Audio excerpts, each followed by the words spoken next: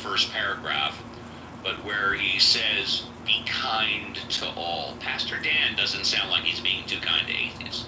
Okay, now I just wanted to break down that first paragraph. By the way, everybody's going to get a chance to speak on it.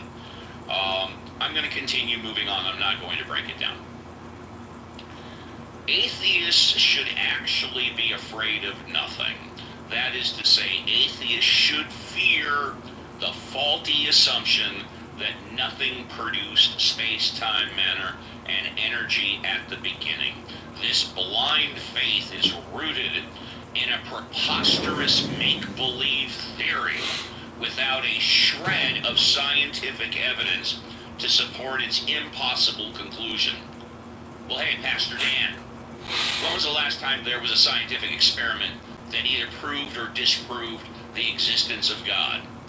You're going to be scratching your head for a long while. You know why? Because it's never happened. There is no scientific experiment that proves that God exists. Right? And to be perfectly frank, because I don't want to be called a hypocrite, there hasn't been a scientific experiment that disproves God exists. That disproves God exists.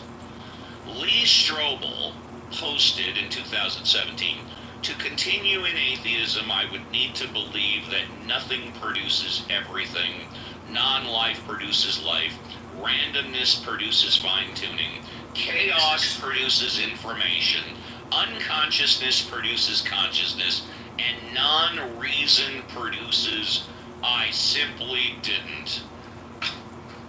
Please. If an atheist follows the evidence, he or she can meet the only true God, John 17:3.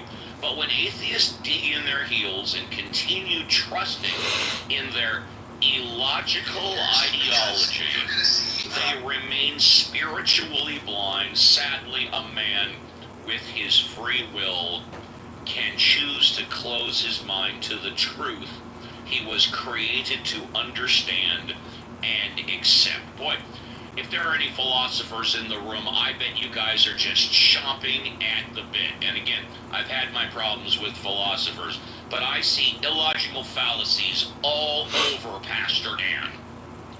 When an atheist faces a family crisis, he has nothing to rely upon for spiritual comfort.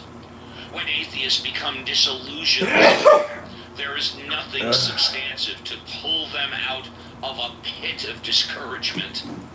And when atheists stand before Jesus Christ on Judgment Day, they will have nothing good to say about why they rejected God.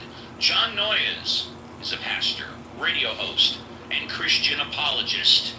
But when John was an atheist, he wrestled with various questions. Where did everything come from? Why is there something rather than nothing?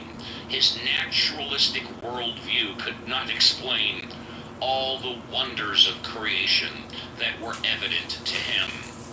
Perhaps you can relate to John. You might even be at the same place he found himself years ago. If so, I highly encourage you to develop a fear of nothing. That is, start to become afraid that you might be wrong in your unreasonable assumptions that something came from nothing.